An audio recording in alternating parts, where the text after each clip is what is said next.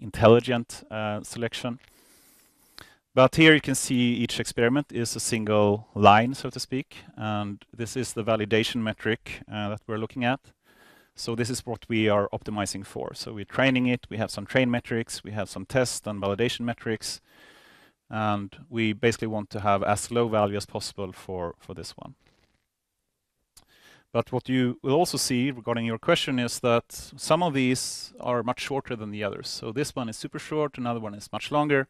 So this one perhaps ran for 150 epochs, this one perhaps for 10 or 20.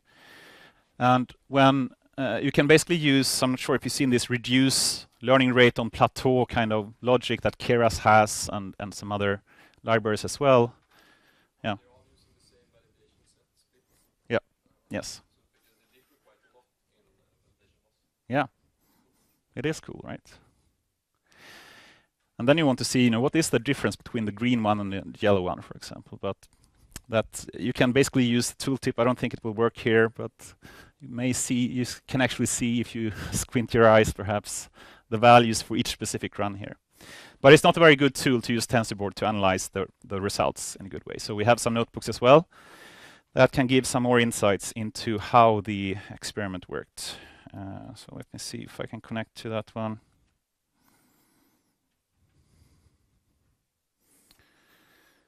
And if we can reconnect to the kernel, perhaps.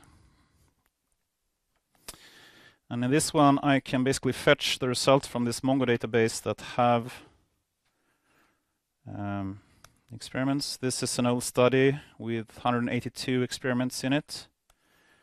It had set of parameters and had 55 incomplete or failed experiments and 127 succeeded. And then we can try to visualize this way in some kind of table. So these are all the experiments per row, and it's sorted on the test metric. So that's really the objective value that we have, that we optimize for. So the top one here have a certain set of these parameter values that gave, in this study, the best result. And then we have all the rest, and you can see how they increase. In the worst test metric was 0.83. And in this way, it gives a first very much improved overview of the results compared to TensorBoard's visualization. And here you can simply, the simplest action to take is simply to take the top row here, add that as values, and go for that. That should be the best values that we've seen in this study. But you can do more. Perhaps you want to get some understanding of how important each of the parameters are. And this is simply doing a Pearson correlation between each parameter and the test metric. And if you look at the bottom row is basically showing the correlation between the test metric and each of the parameter values. And one of them here is really high. It's 0.6. So the weight decay seems really important to obtain a low test metric in this case, because we want to have a low one. So basically, since it's a positive correlation, it means low weight decay will have a low test metric. The sequence length was rather important, but the dropout didn't matter at all. The learning rate wasn't that important either. So these seems to be the two main parameter values to make sure to get right in this case. Yes. Yeah, I would say so. Usually, I've rarely seen more than 2 being important. Can you play around data augmentation? This optimizer? Sorry, what do you mean? Data augmentation, change the shape of the image or the color. Yeah. The weight, the angle. Model works. Yeah, so the question is if you could change the data to do that. And as long as you can formulate the data transformation as a parameter that the optimizer of the hyperopt optimizer can actually feed into the experiment, then yes. Then you can, if it's some kind of preprocessing or some normalization change or how you initialize the variables or whatever it is, as long as you can formulate it as a parameter that can be fed into this parameter space that you saw in the beginning, then it can be tuned in this way. No, we've just worked with this for like a month or something. But I would never enter a Kaggle competition again without using Sure. That's clear learning. I would be helpless to not, having started to use this, you realize you can never live without it anymore. That's No, it's an open source library. Yes. And then if you see some kind of, the weight decay, for example, seems to be really correlated, we can do some scatter plot like this to just see each dot here is basically an experiment. And then you see the test metric, and you see this really clear linear correlation between the weight decay and the test metric. And you want to have a low test metric. So these are good experiments with a low value of 10 to the power of minus 5, I guess in that case. No, to 7.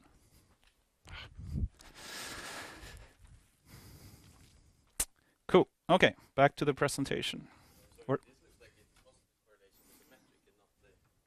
It is positive, but it's because you both want a low test result and a low weight decay. So they both are going in that direction, and that's why it's positive and not negative. No, it's not the importance you see here. It's still super important, but you want to have a low value, and it's important that you have a low value of the weight decay. So if you have a high value, that's really bad. So it's really important, and it should be low. That's basically the conclusion from this. And you can do other stuff like sequence length. This one doesn't seem to have a strong correlation, for example. Can you do heat maps of 2 variables? Yeah, we actually have that. It's partly what this one is showing. This is more or less a heat map of the different parameters.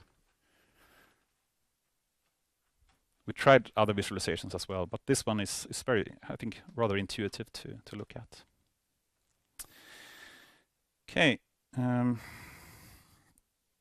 So now back to the introduction then, to the last part of the presentation, perhaps. Whoops.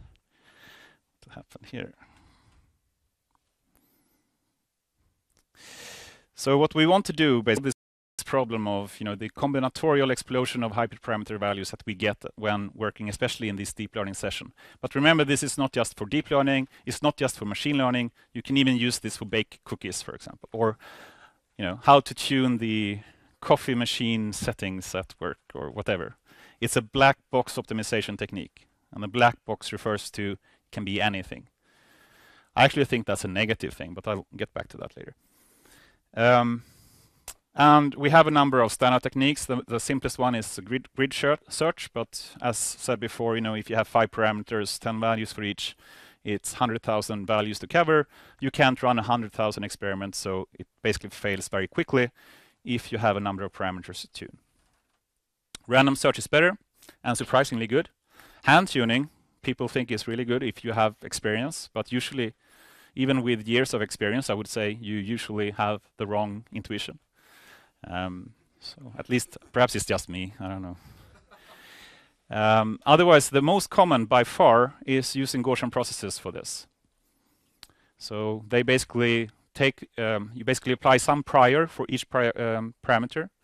You get the results from each experiment, and you update this distribution and get some posterior, and that you basically sample from that and get some new values out. How many of you know what Gaussian processes is or have seen?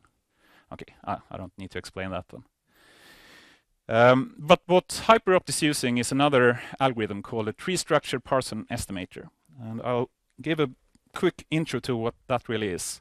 And it's supposed to, according to themselves, to be better than Gaussian processes. I'm not sure Google agrees, because they are not using this. And it's hard to really give an objective value, but it solves at least some problems that Gaussian processes have. This is a short overview of different open source tools that do exist today. And here is the HyperOpt version that we're using. We added some functionality to it though, but probably one of the other most interesting one is Spearmint. This is the other one I really considered, should we use this one instead of hyperopt? But I went with hyperopt in the end. Spearmint, and basically all of these others are using Gaussian processes as the algorithm. It's nice with Spearmint. It also have this centralized MongoDB support, so you can run it in parallel. Many of the others don't. And there are so many names for this kind of optimization. So this beige opt, when you first read it, says, oh, it supports all these 3 different things. Actually, it means exactly the same thing, just different names for it. And that's the usual case in research. Also, SMAC, it's basically exactly the same thing as all these 3 things. It's just people are giving it different names. Vecca is also very popular in a Java and GUI-based tool.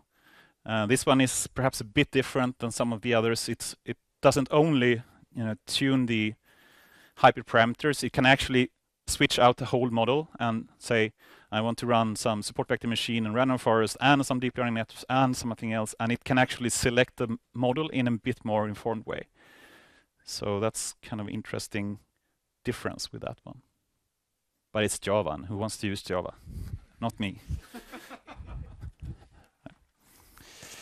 Okay, so back to the tree structured. I hope I didn't offend anyone here by saying that. Back to the tree structured parson estimator. And this is just an outline, an overview of the different steps of that algorithm. So it basically starts by taking these experiments you've seen in the past. It needs to have at least like 20 of them before it can be used. But then sort these trial first on the objective, like validation accuracy or the test metric. Then it actually splits these experiments in the top 20%. It's also a tunable parameter, but usually like 20% is put in like a different group, saying these are the top experiments that we have. Then another difference is it basically tries to model the likelihood of the parameter values for each of these groups. So you basically feed or trying to fit a GMM, a Gaussian mixture model, to each of these groups. So you assign some kind of distribution for each of the parameters.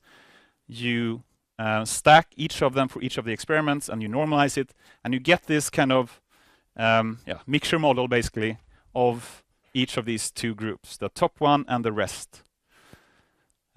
And then you basically sample some number of values from the top group. That could be some new values to assign to the next experiment. And then you want to sort them somehow. So let's say you sample 100 different values.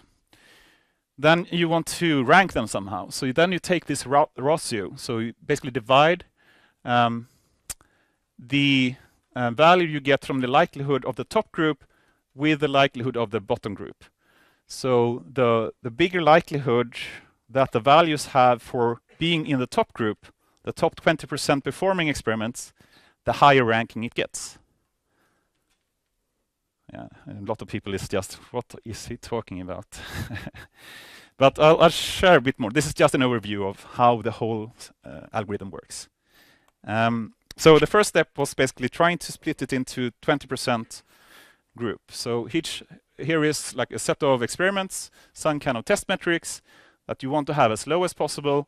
So you just find some kind of threshold saying these are the top experiments and the rest is the rest. So the first thing to do. And then you want to build this kind of likelihood distribution for the top group and the rest group, so to speak. And what this really means is imagine a single parameter right now, like weight decay. And imagine in this case we have 5 experiments. So one had the value here, one here, and I think it's 2 values here. And you basically assigned some kind of Gaussian around each of them and sum them up. And that becomes some kind of multimodal distribution. That basically is the likelihood distribution that you have for the top group, for example. And then you just normalize this to make it a probability distribution.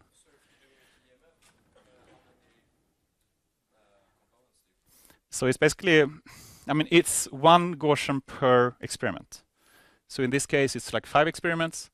Here you have one more experiment, and it becomes slightly different.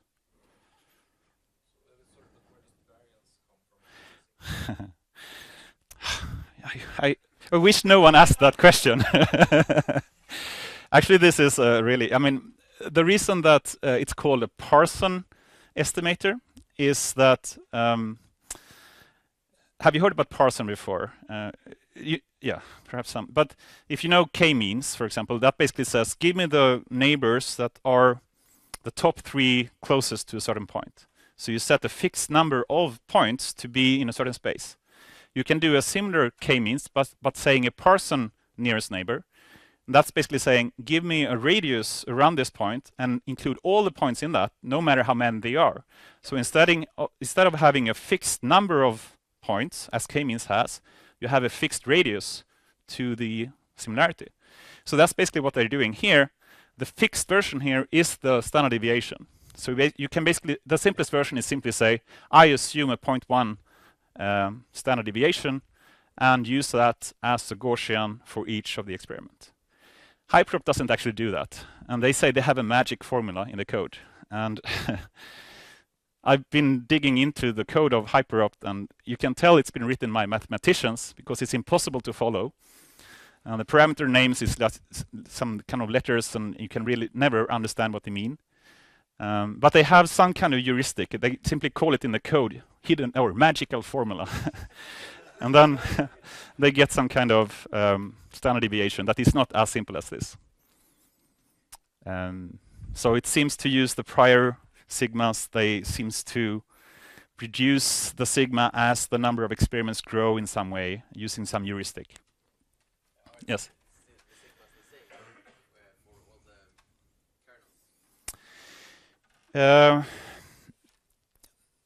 Yes, they are, but they also, what they actually do, and I haven't really mentioned here, is they have a weight to each experiment. So old experiments get a lower weight. So like the last 20 get weight 1.0. Then they have a linear decay of the rest of the weights. So they actually take the sigmas of the past have a lower weight than the sigmas of the future, so to speak. So yes and no. They have these weights both for finding the new mu's or the means, but also for finding the new sigmas. They're using this kind of weighting heuristic to weigh the experiments in a bit different way. Yep.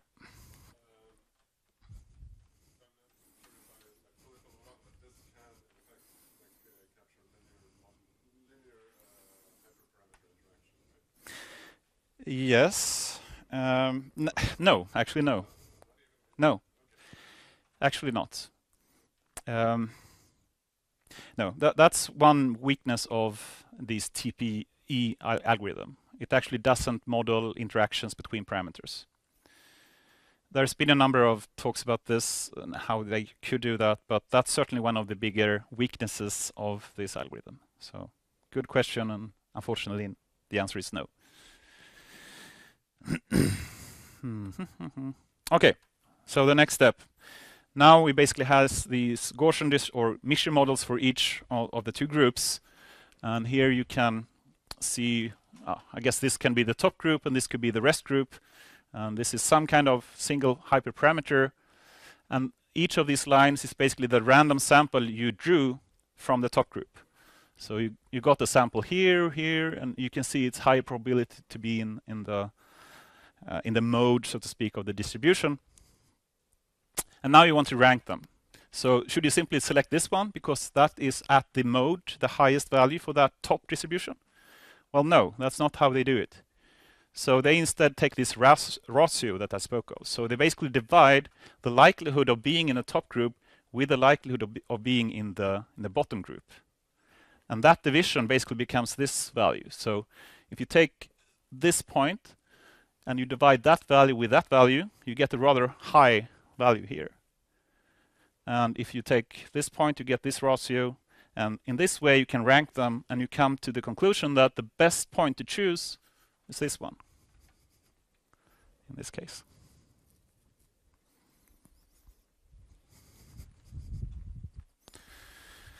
Cool. Okay, so I'm almost finished now. I'm probably over time, or a bit. I also mentioned the early stopping issue, and I think that's we quickly realized if you don't have an early stopping mechanism, it will not really work in a good way. So running every experiment for like 200 epochs will take far too long time, so you want to speed up the whole study as much as you can. And for some experiments like this one, it can be quickly realized by just looking at each epoch here that this won't lead to any major improvements. So you can stop this rather easily.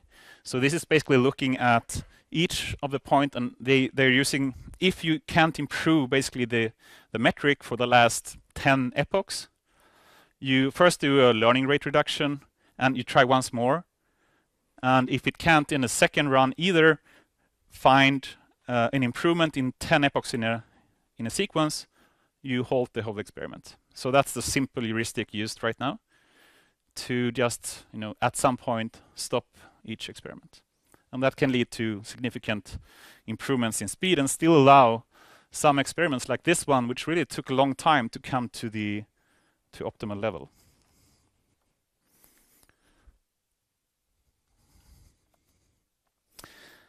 Yeah, here are some published results about how well TPE works compared to random search.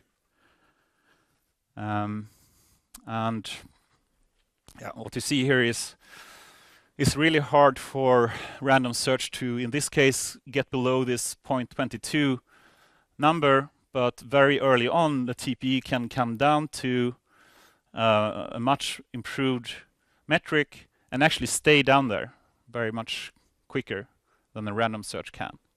But notice the number of trials, like 200 experiments already here.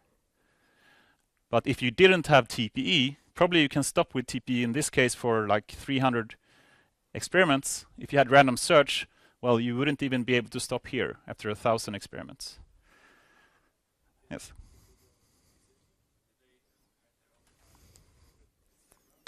No.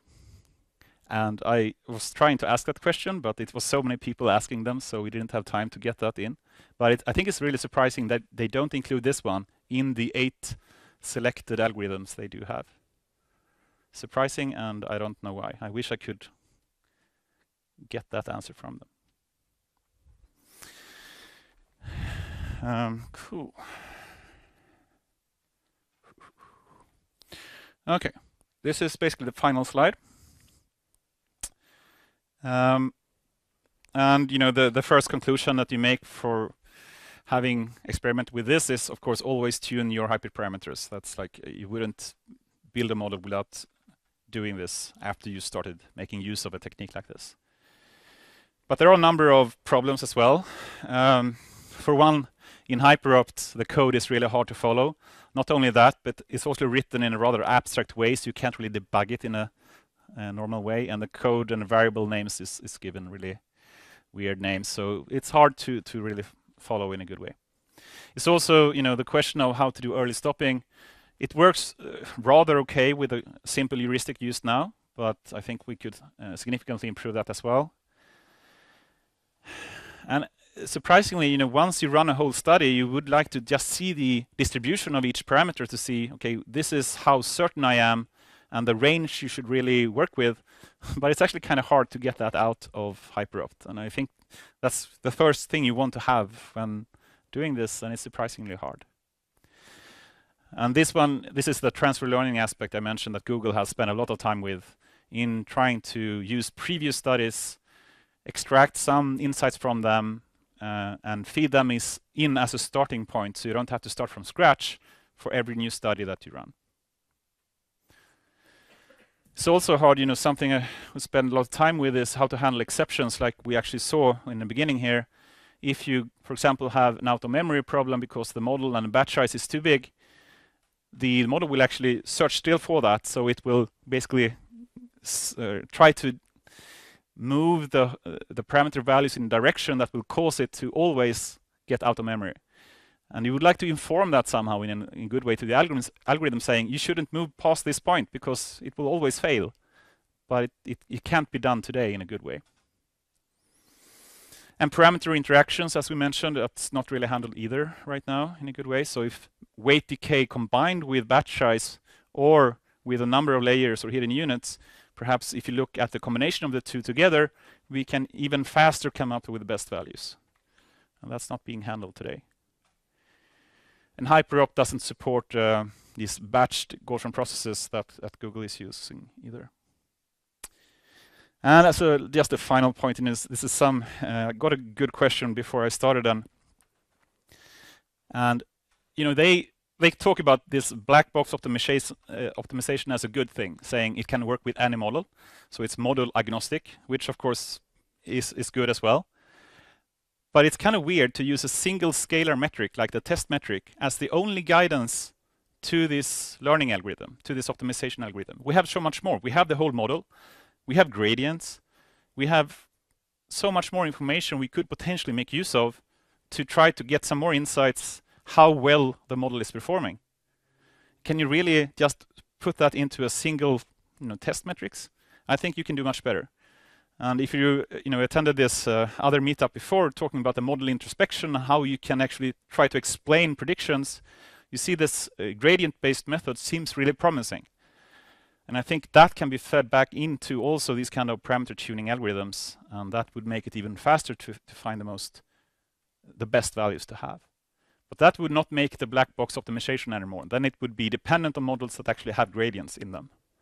But still, that would make it learn much faster, I think. And that's basically what's happening when you're using Adam or something, right? As an optimizer. Yeah, exactly. Extra parameters. Yeah, a parameter yeah. So it has a learning rate for every parameter in the model. And exactly. Cool. Okay, that's all from me. Thank you for your attention. I